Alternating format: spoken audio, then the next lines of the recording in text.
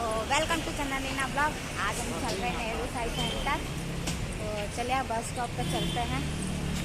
हम आ चुके हैं लो परेल। बैक से दिखाती हूँ आपको। ये देखो,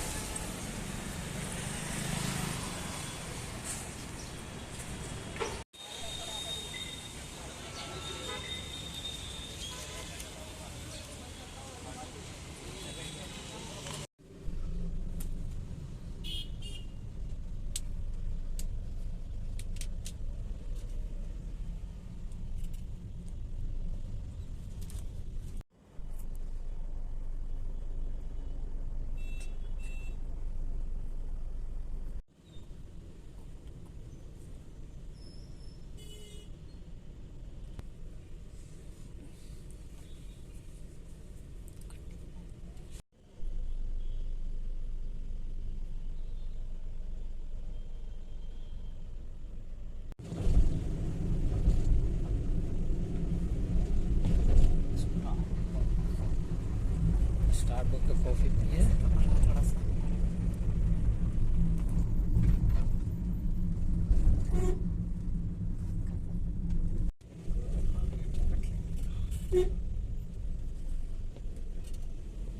ऑनलाइन नहीं है।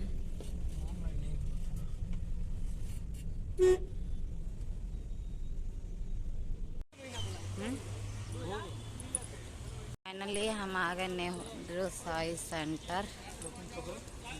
ये देखो, ये जा रहे हैं टिकट निकालने। मैं यहाँ पे ब्लॉगिंग कर रही हूँ। ये देखो,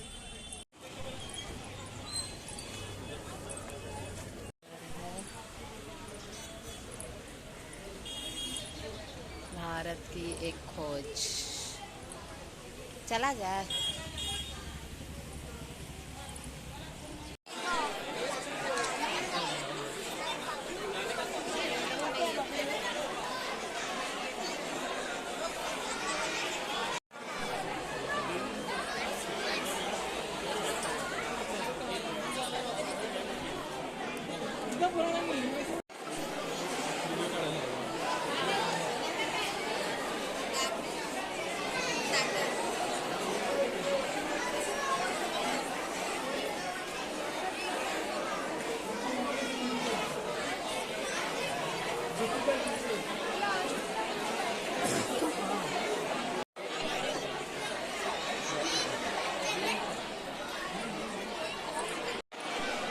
ये देखो, ये है हिस्ट्री ऑफ प्लेस। बोला जाए तो नेहरू साई सेंटर है और ये घूम रहे हैं।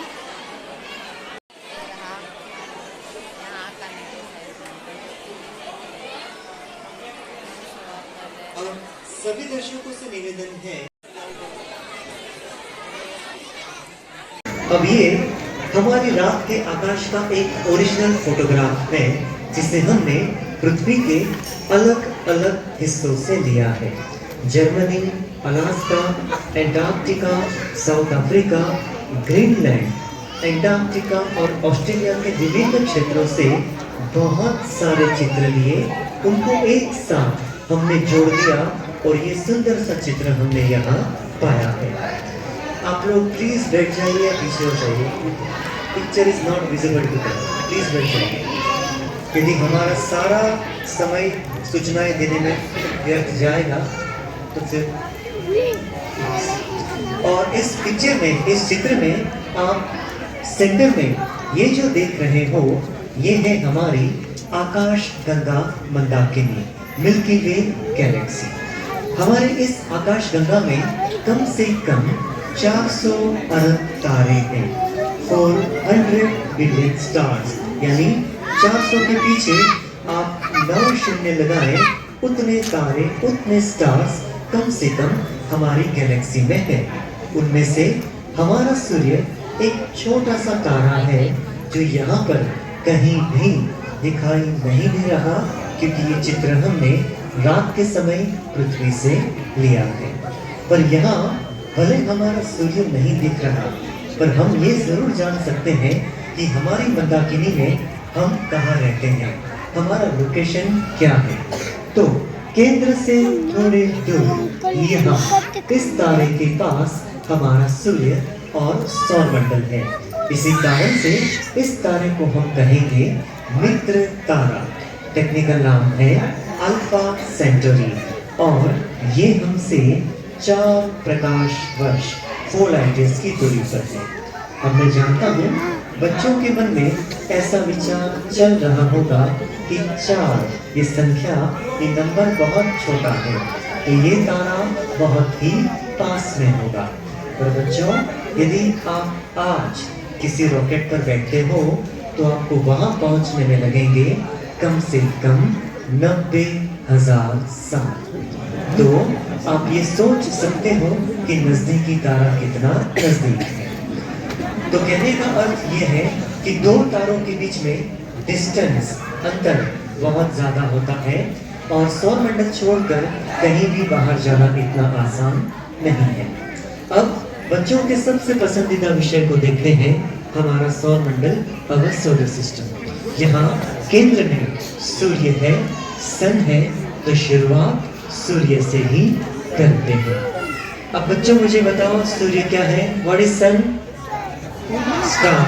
Very good. तो जब हम ऐसा कहते हैं कि sun is a star, that means सूर्य अपनी ऊर्जा, अपना प्रकाश खुद ही निर्माण करता है। जहां पर ये ऊर्जा निर्माण होती है वहां सूरज के केंद्र में, सेंटर में तापमान होता है 1.5 करोड़ डिग्री, 15 मिलियन डिग्री, जहां हाइड्रोजन का रूपांतर हीलियम में हो रहा है और उसी के परिणाम स्वरूप सूर्य हमें ऊर्जा दे रहा है। फिर जैसे जैसे वो ऊर्जा बाहर पड़ती है तापमान में गिरावट आ जाती है। यहाँ हमने सूर्य को बहुत ही छोटा दर्शाया है, पर हमारा सूर्य कद में इतना विशाल है, इतना ह्यूज है कि इस सूर्य में हम हमारी पृथ्वी जैसे 13 लाख ग्रहों को रख सकते हैं। 1.3 million earth will easily fit inside the sun. अब सूर्य के बाद ग्रहों का परिचय लेते हैं। पहला ग्रह कौन सा है? मर्क्यूरी। Very good. सौरमंडल का सबसे छोटा और सूरज से सबसे निकट का ग्रह है बुध, मर्क्यूरी। इस बुध ग्रह पर किसी भी तरह का वातावरण नहीं है और ना ही तो उसे एक भी चंद्र है। दूसरा ग्रह, सेकंड प्लैनेट, शुक्र, वीनस। अब शुक्र के वातावरण में कार्बन डाइऑक्साइड का प्रमाण अधिक मात्रा में है, तो सूर्य से जो भी ऊर्जा उससे प्राप्त होती है ज्यादातर वो सोख लेता है, एब्जॉर्ब करता है, बाहर जाने नहीं देता। इसी कारण से वहाँ तापमान 500 डिग्री सेंटीग्रेड तक पहुंच चुका है और यही बात शुक्र को हमारे पूरे सौरमंडल का सबसे गर्म ग्रह बनाती है। और अब आप सोचिए, यहाँ पृथ्वी पर हम 30-35 डिग्री तापमान सहन नहीं कर सकते, तो वहाँ 500 डिग्री सेंटीग्रेड कितना होगा? शुक्र को कितने चंद्र हैं? How many moons does Venus have? 0, शून्य। शुक्र को कोई भी चंद्र नहीं है।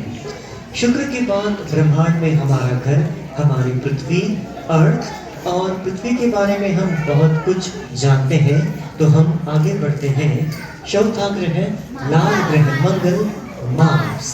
दिखने में लाल रंग सा दिखाई देता है क्योंकि मंगल ग्रह की मिट्टी में जंग, रस्ट पाया जाता है। टेक्निकली रस्ट को क्या कहेंगे? Iron oxide. Very good. और मंगल को कितने चंद्र हैं? 2, टाइमोस एंड फोबोस। अब इन दिनों आपने हाल ही में कल आदित्य L1 और पिछले दिनों में चंद्रयान 3 को लेकर बहुत सारी बातें खबरों में सुनी होंगी, पर यहाँ जितने उपस्थित हैं उनमें से बच्चों को नहीं पर बड़ों को जरूर याद होगा, कुछ सालों पहले भारत ने मंगलयान मंगल की कक्षा में भेजा था। आपको जानकर हैरानी होगी कि उस मंगलयान को केवल और केवल 6 महीनों के लिए बनाया था, पर उस मंगलयान ने वहाँ 8 साल काम किया है। ये हमारे भारत के लिए गर्व की बात है। यहाँ स्क्रीन पर आप मंगल का जो सुंदर सा चित्र देख रहे हो, ये उसी मंगलयान की देन है। मंगल के बाद बहुत सारे पत्थरों के टुकड़े आते हैं, इनको क्या कहेंगे? लघु ग्रह, एस्टेरॉइड्स। और उनके बाद सौरमंडल का सबसे बड़ा ग्रह गुरु जुपिटर।